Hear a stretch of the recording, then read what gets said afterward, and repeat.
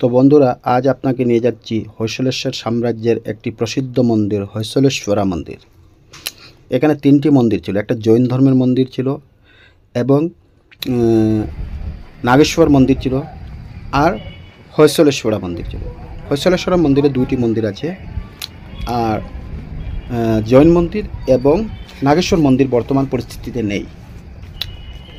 এই মন্দিরটি উত্তর ভারত থেকে আলাউদ্দিন খিলজির সেনাপতি মালিক কাফুর এখানে আক্রমণ চালিয়ে সব কিছু লুটপাট করে চলে গেছে। তারপর মন্দিরকে ধ্বংসাবশেষ স্থিতিতে রেখে চলে গিয়েছিল।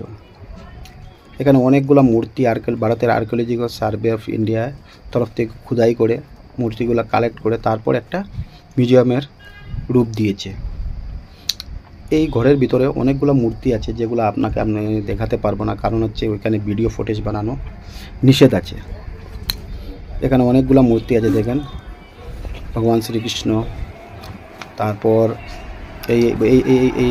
এইখানে কথা বলছিলাম, এখানে দেখাতে পারবো না, অল্প অন্ধকার আছে দেখেন বন্ধুরা, কারণ হচ্ছে এখানে ভিডিও তোলা নিষেধ আছে, তার জন্য। এখানে দেখেন জৈন ধর্মের একটা মূর্তি, গণেশের মূর্তি, শিবের মূর্তি, আর আবার গণেশের মূর্তি। এখানে শিবের লিঙ্গ ছিল একটা। তারপরে দেখেন এই যে এখানে শিলালেখ ছিল, যেগুলো শিলালেখ এখন বর্তমান পরিস্থিতি লাগিয়ে রাখা হয়েছে। যেখানে এই যে শিলালেখ আছে,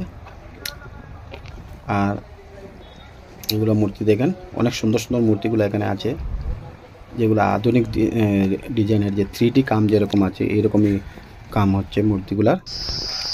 এই দেখেন নাগেশ্বর মন্দির বর্তমান পরিস্থিতিতে কিভাবে আছে, দেখেন নাগেশ্বর মন্দির।